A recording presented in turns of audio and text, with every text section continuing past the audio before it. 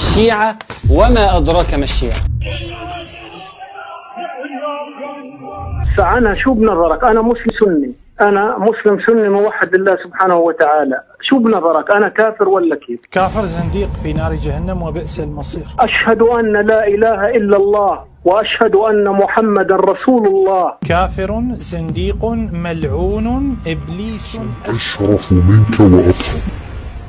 بعد الفيديو اللي حضرتك شفته ده وبعد التمثيلية اللي إيران بتعملها علينا لازم نتكلم ونفضح الشيعة وتعرف مين هم الشيعة ومين هو اليهودي اللي أسس دين الشيعة وليه سيدنا علي حرقوا بالنار وكم طائفة وظهروا إمتى وظهروا فين وأهدافهم إيه وإزاي الغرب قدر على مر العصور يستغلهم في حربه على المسلمين. وهل إيران فعلا بتكره الكيان المخروم والولايات اللي ما اتحدتش غير علينا ولا كل دي تمثيلية وفيلم هم عاملينه؟ الكلام اللي جاي ده خطير جدا ومهم جدا وانا متأكد انك اول مرة تسمعه فركز معايا. انا جاي النهاردة اكلمك عن اخطر طائفة عايشة دلوقتي بين المسلمين. علي عندنا معصوم، علي عندنا يملك الكون، علي عندنا خالق الكون. تخيل كده يا جماعه طلعوا بيقولك احنا مسلمين بس خلي بالك عندنا قرآن غير القرآن بتاعكم، القرآن بتاعكم ده محرف، عندنا كعبه غير الكعبه بتاعتكم، الكعبه بتاعتكم دي مش هي الكعبه الحقيقيه، وعندنا كمان دين غير الدين بتاعكم، الدين بتاعكم ده ما يلزمناش، اما انتوا فانتوا كفار انجاس لازم نخلص عليكم. ما تستغربش الكلام اللي انت سمعته ده خاصه لما تعرف ان زعيمهم ومؤسسهم واصلهم واساسهم هو واحد يهودي ادعى انه مسلم عشان يفسد على المسلمين دينهم، وهو عبد الله ابن سبأ اليهودي. عبد الله ابن سبأ اليهودي اول واحد سب الصحابه وقال بامامه سيدنا علي بن ابي طالب، وهو سبب التشيع من ساعه ما ظهر الى عصرنا الحديث. اما فتنته فهي بدات بعد موت النبي صلى الله عليه وسلم وبعد ما تولى سيدنا ابو بكر رضي الله عنه الخلافه، فطلع يقول ان اللي كان اولى بالخلافه دي سيدنا علي، لكن سيدنا علي اخمد الفتنه وبايع سيدنا ابو بكر، وبعد سيدنا ابو بكر بايع عمر رضي الله عنه، لكن بدات نار الفتنه تشتعل بعد موت سيدنا عثمان رضي الله عنه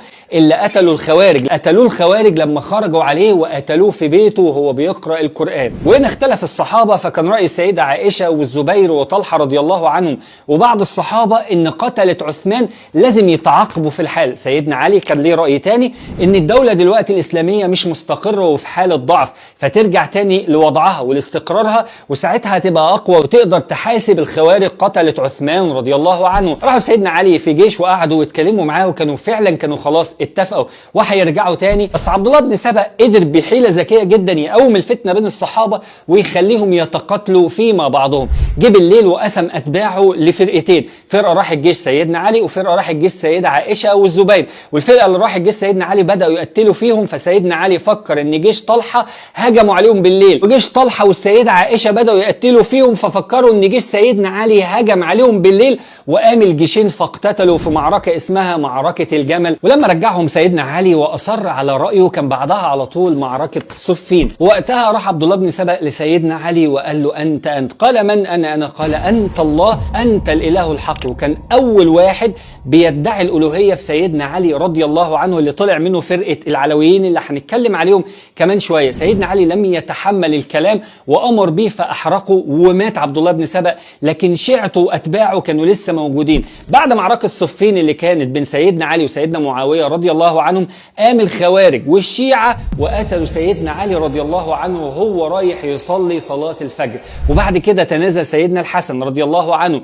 لسيدنا معاوية بالخلافة واستتبت الأمور وهدأت الفتنة، بس الشيعة لم يهدأوا والخوارج لم يهدأوا. الشيعة قعدوا يأججوا نار الفتنة بين المسلمين، شوية بسب الصحابة اللي وقفوا قدام سيدنا علي وشوية بأن معاوية لا يستحق الخلافة وكذلك الخوارج. كل ده والشيعة ما هم إلا طوائف بتسعى للسيادة والوصول للحكم.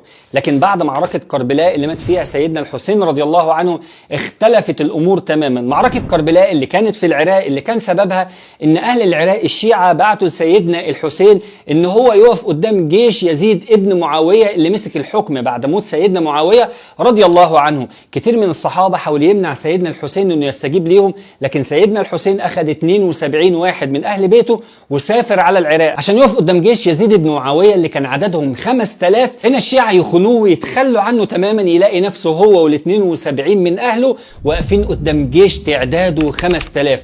وفعلا وقعت الواقعة ومات سيدنا الحسين رضي الله عنه ليقضي الله أمرا كان مفعولا. بعدها على طول اتغيرت الأمور تماما، حس الشيعة بالندم، عملوا جيش اسمه جيش التوابين، حاولوا يحاربوا يزيد بن معاوية لكنه برضه خلص عليهم وفروا وهربوا من العراق. هنا انتقلوا من مذهب شيعي عايز السيادة والحكم لمذهب ديني عايز يكفر عن ذنوبه، وبدأوا يحطوا القواعد الفقهية اللي موجودة إلى يومنا هذا. وهنا بقى تحديدا بدأ الشيعة ينقسموا إلى طوائف ومجموعات. ليه سيدنا الحسين لم يتبقى من أولاده إلا سيدنا علي زين العابدين؟ سيدنا علي زين العابدين أنجب 3 أولاد، زيد بن علي، جعفر الصادق، محمد الباقر. وهنا انقسمت الشيعة لطوائف، كل طائفة بتتبع إمام. وهنا ظهرت فرقة الزيدية اللي بيتبعوا زيد ابن علي، والجعفرية اللي بيتبعوا جعفر الصادق، وبعد كده ظهر الروافض اللي كانوا بيتبعوا محمد الباقر. أما أشدهم كفر وأخطرهم على الإسلام فهما الشيعة الجعفرية اللي احنا بنقول عليهم النهاردة الاثنى عشرية أو الإمامية.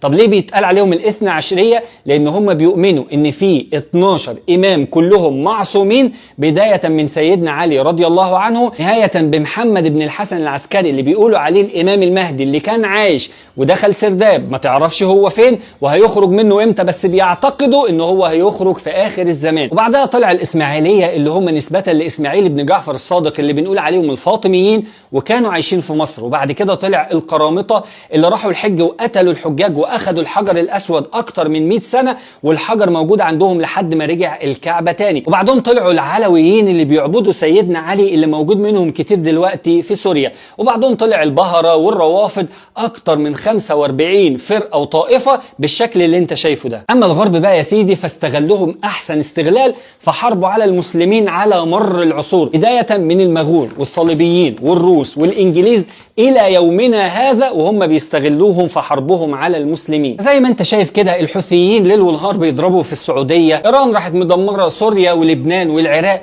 ولو يقدروا النهاردة هيهدوا الكعبة ويخلصوا على المسلمين.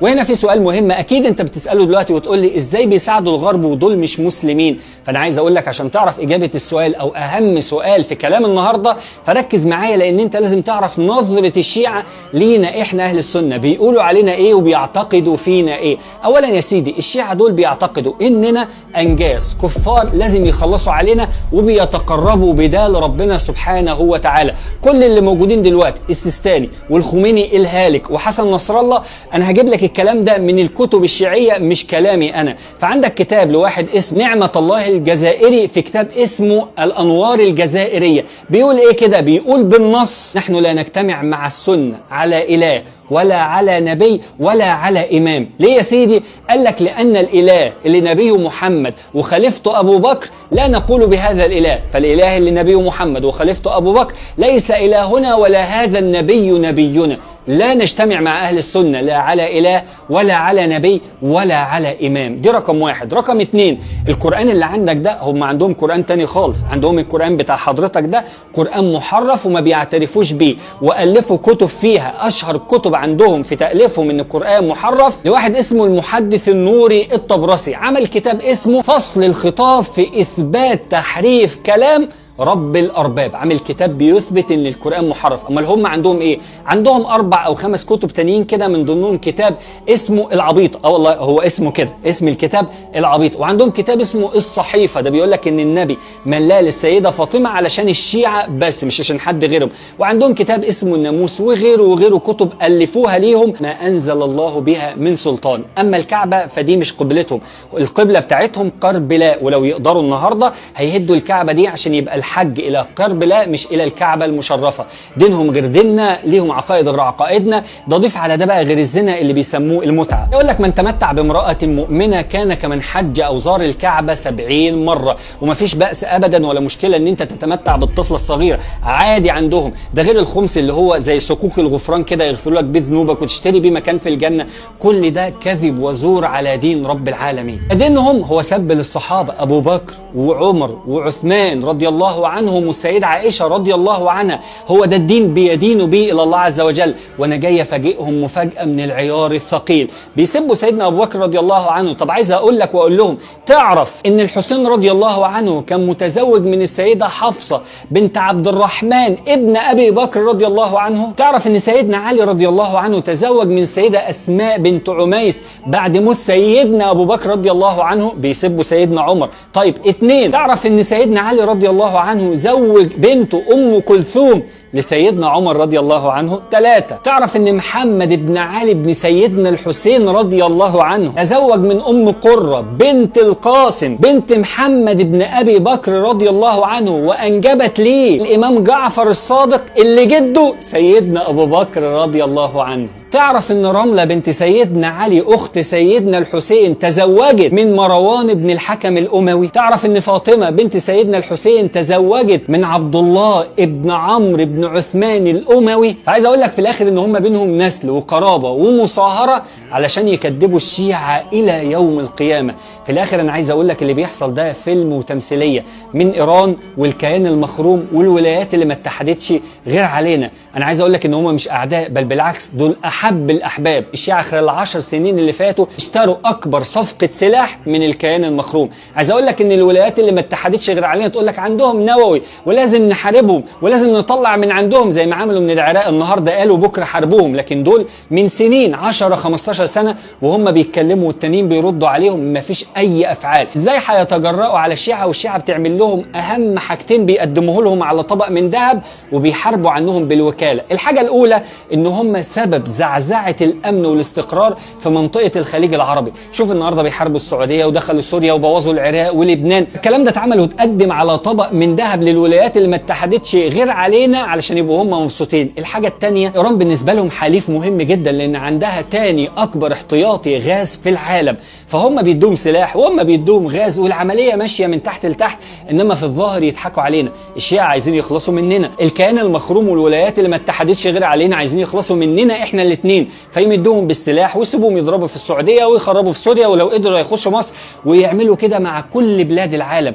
فاللي انت بتسمعه ده وبتتفرج عليه يا صديقي ده مسرحية اتعرفت واتحرقت من زمان، لكن للأسف ناس كتير من المسلمين ما تعرفش الكلام ده، فكرين فعلا ان هم ممكن يحرروا قدس او يقفوا جنب ناس مظلومين زي اخواننا. الكلام ده والله ما حصلش ومش هيحصل.